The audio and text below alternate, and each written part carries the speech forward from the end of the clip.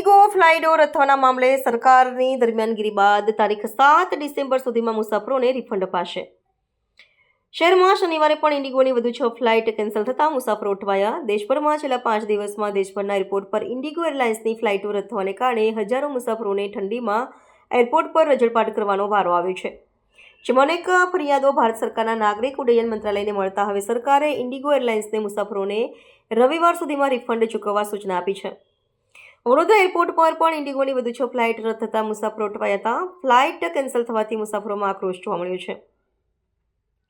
સમગ્ર દેશમાં છેલ્લા 5 દિવસથી વિવિધ એરપોર્ટ પર અલગ અલગ જગ્યાએ જવાની ઇન્ડિગો ફ્લાઇટો રદ થતાં હજારો મુસાફરોને ઠંડીમાં એરપોર્ટ પર અટવાઈ રજળવાનો વારો આવ્યો છે, જેમાં ખાસ કરીને મહિલાઓ અને યુવતીઓ, બાળકો, સિનિયર સિટીઝન્સની હાલત કફોડી બની છે। સાથે જ જે લોકોને કોઈ પ્રસંગ અને ખાસ તારીખ હોય જે તે સ્થળે પહોંચવાનું હતું તેઓ જે તે તારીખે ત્યાં પહોંચી શક્યા નથી, ત્યારે સરકારે દરમિયાનગીરી કરવી પડી છે અને હવે મુસાફરોને પડી હાલાકીને પગલે નાગરિક ઉડ્ડયન મંત્રાલય દ્વારા ઇન્ડિગોને સખત ચેતવણી આપતા તમામ મુસાફરોને જેઓની ફ્લાઇટ રદ થઈ છે તેઓને આજે રવિવાર સુધીમાં રિફંડ ચૂકવવા આદેશ કર્યો છે।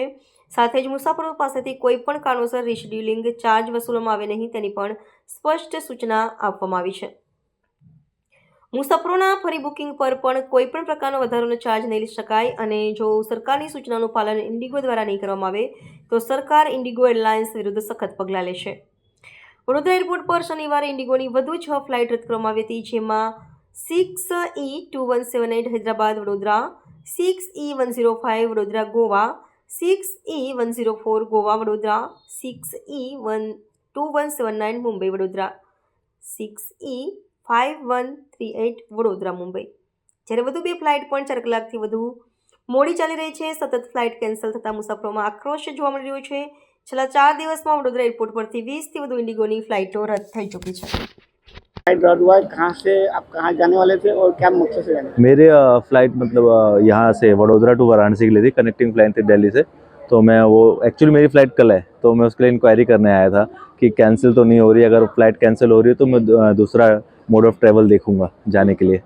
तो अभी तो फ़िलहाल मतलब उन्होंने बोला आज टाइम पे गई है तो आपकी फ़्लाइट में कोई कैंसिलेशन नहीं है, तो फिर ठीक है, राहत की बात है। हाँ जी, हाँ जी, हाँ जी। आपका नाम? मेरा चंद्रेश राय नाम है। टिकट था बड़ौदा से बेंगलोर का, कल का था, वो कैंसिल हो गया कल की फ़्लाइट। और फिर उन लोगों ने आज का रीशेड्यूल करके कनेक्टिंग फ़्लाइट मुझे ऑफ़र किया था यहाँ से बॉम्बे और बॉम्बे से बेंगलोर का। तो बॉम्बे वाला फ़्लाइट डिले है, आप देख रहे हो, सुबह 7:50 का था, उनकी जगह पे वो 12:30 का हो गया है। और जो बॉम्बे से बेंगलोर का फ़्लाइट था वो 3 बजे का था, वो तो कैंसिल ही हो गया। तो अभी मैं चेक करने आया था तो अभी चेक इन तो हो रहा है, लेकिन दूसरा फ़्लाइट मुझे ऑफ़र कर दिया है शाम का। देखते हैं क्या होता है। वैसे प्रॉब्लम तो सबको हो रही है, वो लोग अपने हिसाब से कर रहे हैं, लेकिन आई थिंक उनके कोई कंट्रोल में नहीं है, ऐसा लग रहा है। वो भी अपने हिसाब से कुछ ना कुछ कर रहे हैं, लेकिन मैं भी तो 2-3 दिन में सब कुछ सही हो जाना चाहिए, तब तक तो सब लोगों को थोड़ी प्रॉब्लम रहेगी। आपका परिचय? वीरेन। वहाँ पर आपको जाना था और क्या दिक्कत पड़ रही है? कुवैत जाना था, अभी कैंसिल है बोल रहे हैं। कितने टाइम पहले से आपने बुकिंग करवाई थी? 3-4 दिन 3-4 दिन पहले, और अभी कैंसिल हो रहा है, आपको कितनी दिक्कत होगी? दिक्कत तो पूरी दिखती है। अभी हमारा वाया हैदराबाद है, अभी हैदराबाद से बोलते डिले है, अभी हम लोग इधर से हैदराबाद कैसे जाएंगे? प्रॉब्लम है। किस वजह से आप जा रहे थे, कहाँ पर जा रहे थे? कंपनी में है हमारा काम उधर। सर क्या अपेक्षा है सर तंत्र की ओर से? हाँ जी, तंत्र की ओर से क्या अपेक्षा है? अभी देखते हैं कुछ है, आते आदमी आ रहे हैं और साथ में आपका परिचय सर? तरसेम सिंह।